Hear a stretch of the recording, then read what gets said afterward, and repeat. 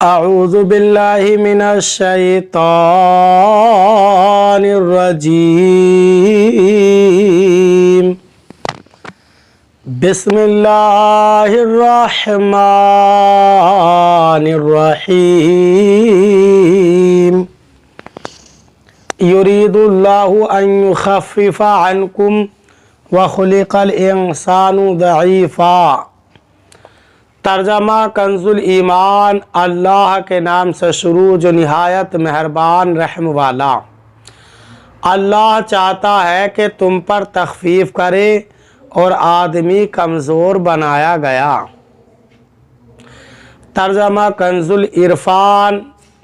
اللہ چاہتا ہے کہ تم پر آسانی کرے اور آدمی کمزور بنایا گیا ہے۔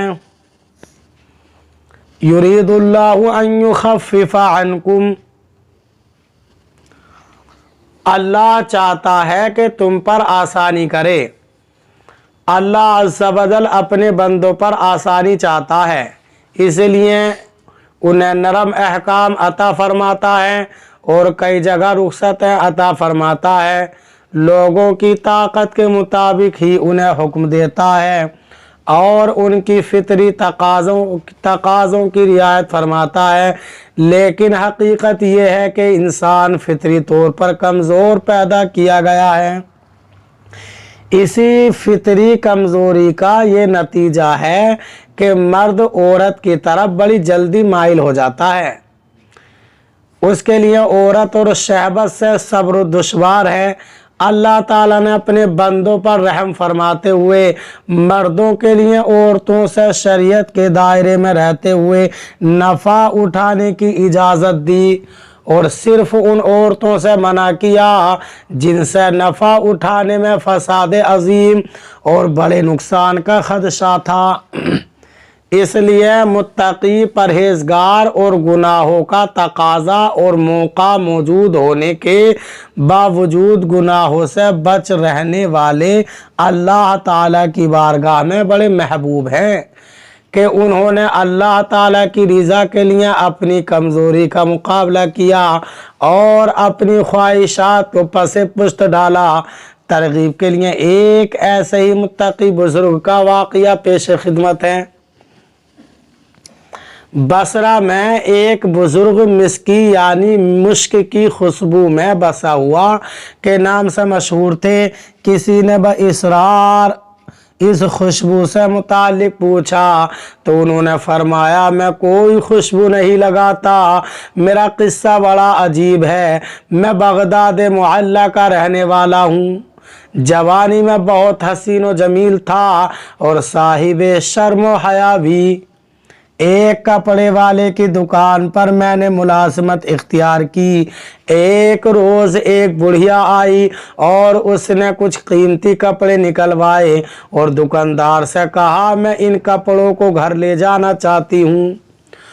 اس نوجوان کو میرے ساتھ بھیج دیں، جو کپڑے پسند آئیں گے وہ رکھ لیں گے، پھر ان کی قیمت اور بقیہ کپڑے اس نوجوان کے ہاتھ بھیج دیں گے۔ چنانچہ مالک دکان کے کہنے پر میں بڑھیا کے ساتھ ہو لیا۔ وہ مجھے ایک عالیشان کوٹھی پر لے آئی اور مجھے ایک کمرے میں بٹھا دیا۔ کچھ دیر بعد ایک نوجوان عورت کمرے میں داخل ہوئی اور اس نے کمرے کا دروازہ بند کر دیا۔ پھر میرے قریب بیٹھ گئی۔ میں گھبرا کر نگاہیں نیچی کیے فوراً وہاں سے ہٹ گیا، مگر اس پر شہوت سوار تھی، وہ میرے پیچھے پڑ گئی۔ میں نے بہت کہا کہ اللہ تعالیٰ سے ڈر، وہ ہمیں دیکھ رہا ہے، لیکن وہ میرے ساتھ منہ کالا کرنے پر مصر تھی۔ میرے ذہن میں اس گناہ سے بچنے کی ایک تجویز آئی تو میں نے اس سے کہا، مجھے بیت الخلا جانے دو۔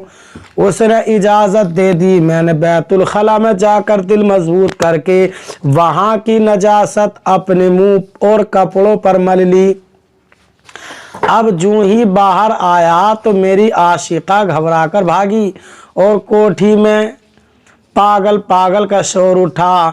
मैंने वहां से भागकर एक बाग में पनाह ली, गुस्ल किया और कपड़े पाक करके वहां से चल दिया। रात जब मैं सोया तो ख्वाब में देखा कि कोई आया है और मेरे चेहरे और लिबास पर अपना हाथ फेर रहा है और कह रहा है, मुझे जानते हो मैं कौन हूँ? सुनो, मैं जिब्रील अलैहिस्सलातु वस्सलाम हूँ। जब मेरी आँख खुली तो मेरे सारे बदन और लिबास में खुशबू आ रही थी जो आज तक कायम है, और ये सब हज़रत सैयदुना जिब्रील अलैहिस्सलातु वस्सलाम के हाथ की बरकत है।